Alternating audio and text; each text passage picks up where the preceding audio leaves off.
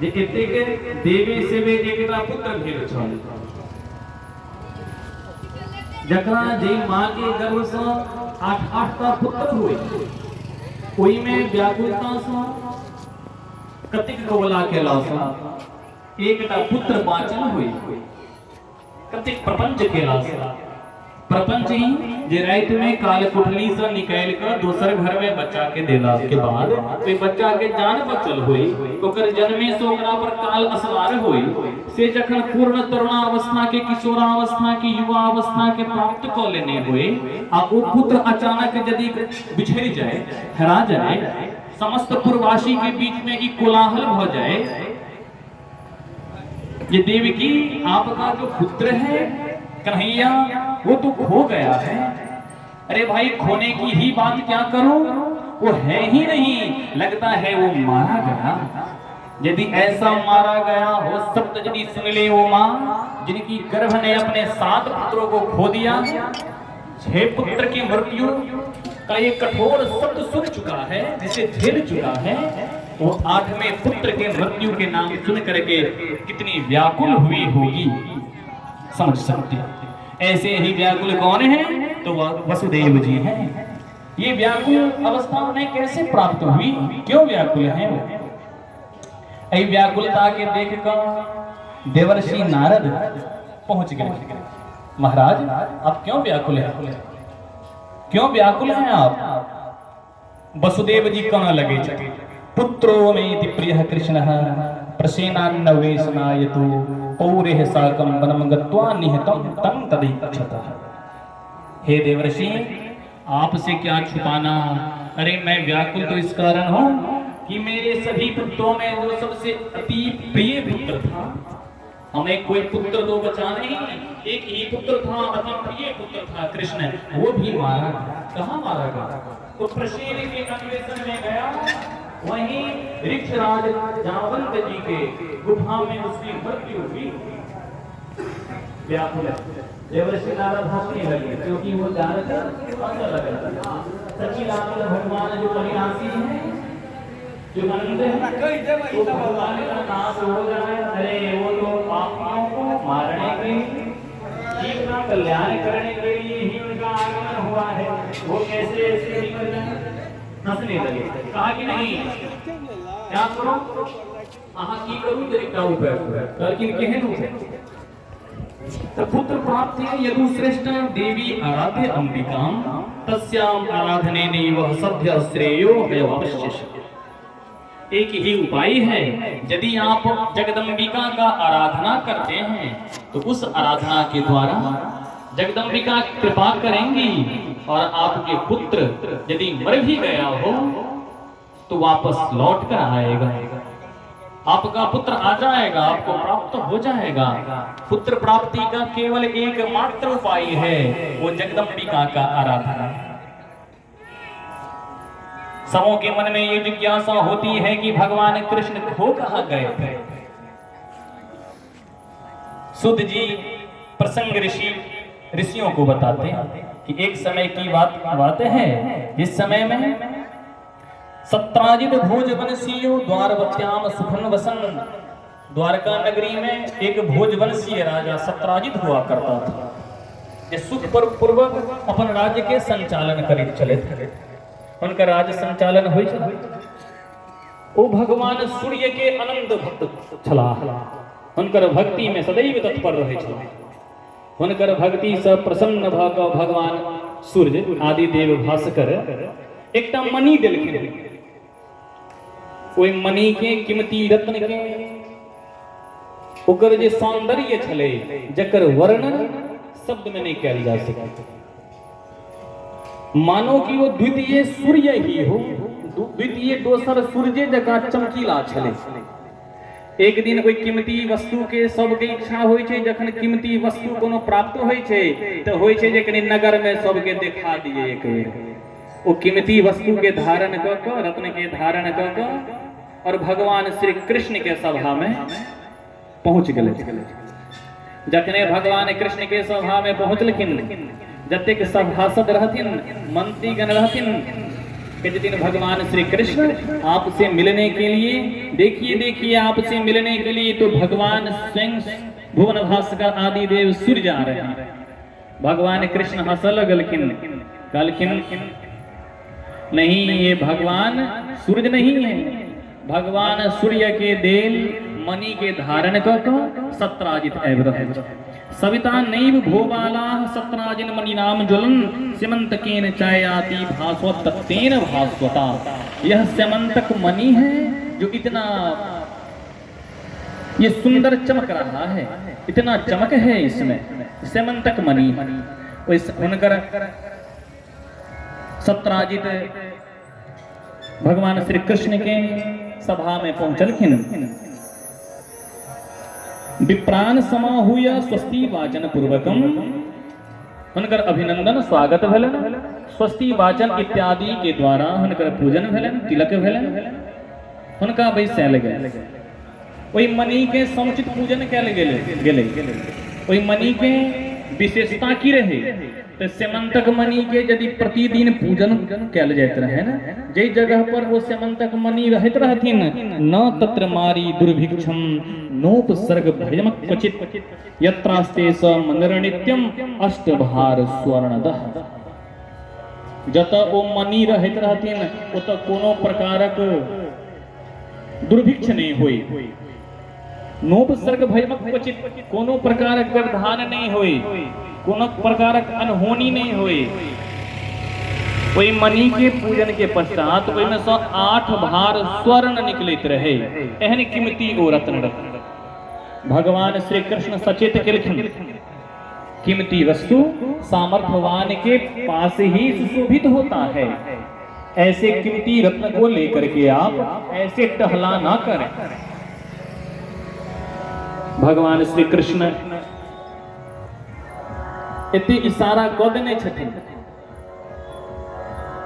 लेकिन सत्राजित एहि पर ध्यान नहीं देत आ ओहि मणि के अपन भाई के दे देत। हुनकर भाई प्रसेन ओहि मणि के धारण क के एक दिन जंगल में घूमा के लिए चले गेले, मृगिया के लिए गेले, जंगल विहार के लिए गेले। जंगल में जे गेलखिन ओहि मणि के धारण क के ओहि चमकैत मणि के देख क एकटा सिंह झपट मारि देले, गला से ओहि मणि के सेहो छीन लेलकन और संगे संग सत्राजित के भाई प्रसेन के अपन पंजा के मजबूत झटका से प्राण पखेरु के उड़ा देलकन, यानी मारि देलकन। सिंह को अपना मुंह में वही मणि के लऽ कऽ जाय लगल, मणि के लऽ कऽ जे जा रहल छथिन स्यमंतक मणि कि आगू ऋक्षराज जामवंत जी देखलखिन ओहि चमकैत मणि। जखने ओहि चमकैत मणि के देखलखिन ऋक्षराज जामवंत जी के मन में भ गेलनि, अरे मेरे गुफा में, मेरे घर में तो मेरे छोटे छोटे बच्चे हैं, यदि मैं ये चमकता हुआ गेंद लेकर के मैं अपने घर चला जाऊं तो हमारे घर के जितने बच्चे हैं सब प्रसन्न हो जाएंगे, खेलने लगेंगे, क्यों न मैं इसे अपने घर ले जाऊं। ऐसा सोच करके ऋक्षराज जामवंत जी ने उस सिंह के ऊपर अधिकार जमा लिया, मणि के ऊपर अधिकार जमा लिया। सिंह के मार कर वही मणि के लौके अपना गुफा में चले गए। प्रसेन जे आयल रहे जंगल में मृगया के लेल बहुत दिन तक जखन वापस नहीं भेलखिन, संपूर्ण पूर्वासी में ये हंगामा हो गए, अरे प्रसेन तो कहीं गुम हो गया है। प्रसेन के क्यों अपहरण कर लेकिन कहलकिन इस समय में प्रसेन का अपहरण कौन कर सकता है।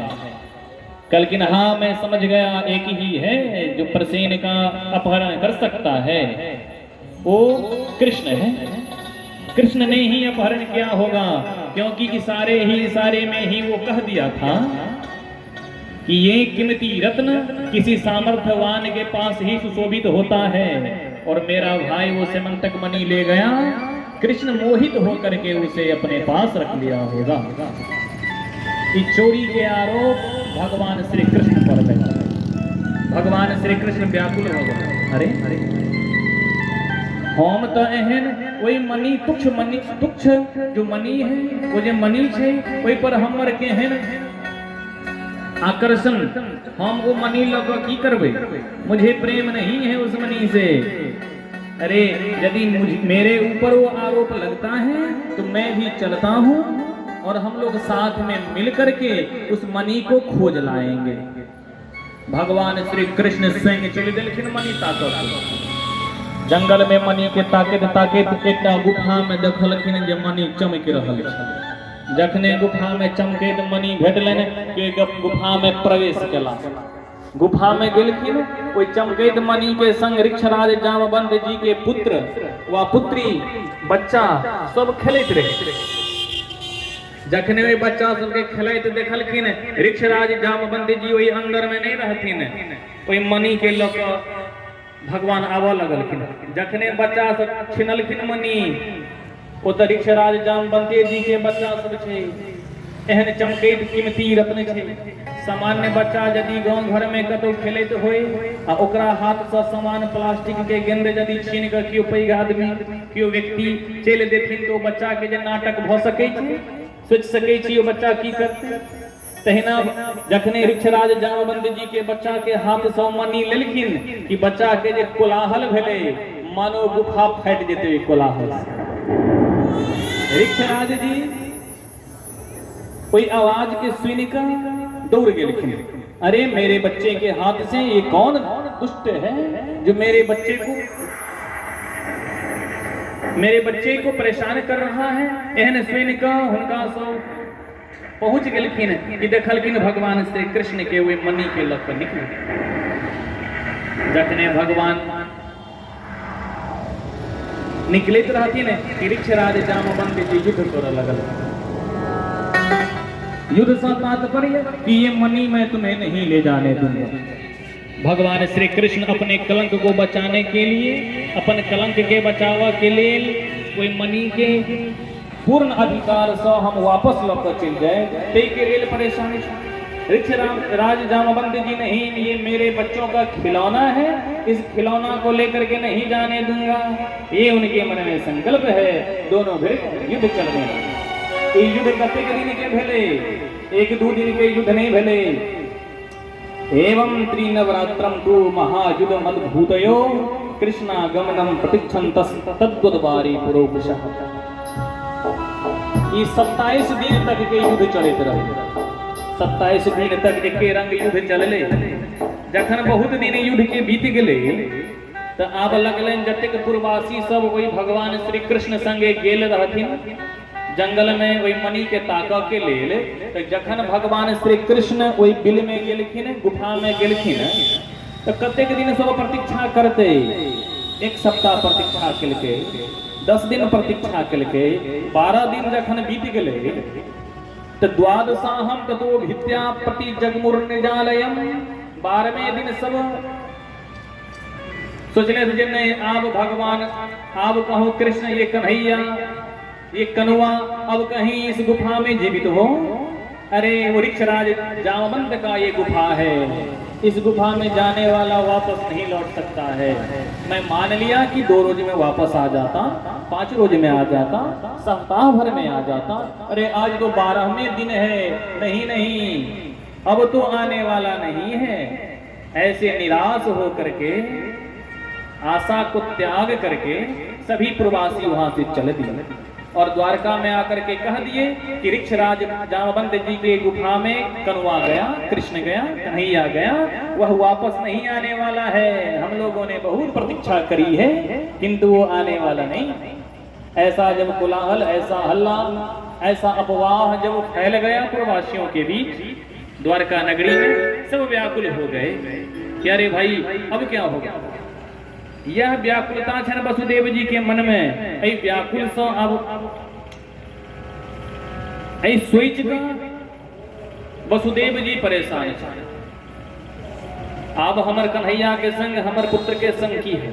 देवर्षि नारद उपदेश करे छथिन जे आहा जगदम्बिका भगवती के पुत्र प्राप्ति यदु श्रेष्ठ देवी आराध्य अंबिकाम।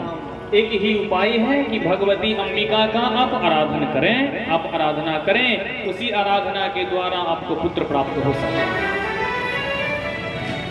पूछे छथिन वसुदेव जी पूछे छथिन नारद जी से, हे नारद, भगवन का ही सा देवी किंग प्रभावा महेश्वरी कथमाराधनम तस्या देवर्षि कृपया वद। हे देवर्षि, कृपा करके आप बताएं मुझे कि वो भगवती कौन है, उनका क्या प्रभाव है, कौन है ये भगवती। कथम आराधनम तस्या, उनकी आराधना हम कैसे कर सकते हैं, ये मुझे बताएं। नारद जी कह लगलखिन जे भगवती के प्रभाव के यदि हम कह लागी तो कि एमे हम सामर्थ हमरा है जे भगवती के प्रभाव के हम कह देब। एमे तो शेष शारदा से हो सक्षम नहीं है भगवती के प्रभाव कह में हम की कह सके। वसुदेव जी कहलखिन तो मैं जान गया कि को वह भगवती है जगदम्बिका जिनकर कृपा से हमर की पुत्र बाँचल छथि। अरे जखन हमरा पत्नी के गर्भ से, जखन देवकी के गर्भ से आबा वाला 6टा पुत्र के मृत्यु भ गए, 7वां पुत्र गर्भ में नहीं ठहलखिन, तखन हम गर्गाचारी जी के आबि के पूछलिए, हे गर्गाचारी जी, मेरी पत्नी के गर्भ से क्रमशः 6 पुत्र हुए हैं, 6 की मृत्यु हो गई, 7वें पुत्र की गर्भ में आते ही गर्भ श्राप हो गया, अब ये 8वां पुत्र है गर्भ में, ये कैसे बचेगा। तो गर्गाचारी जी ने उपाय बताया था और उन्होंने भी इन्हीं भगवती की आराधना के लिए कहा था कि भगवती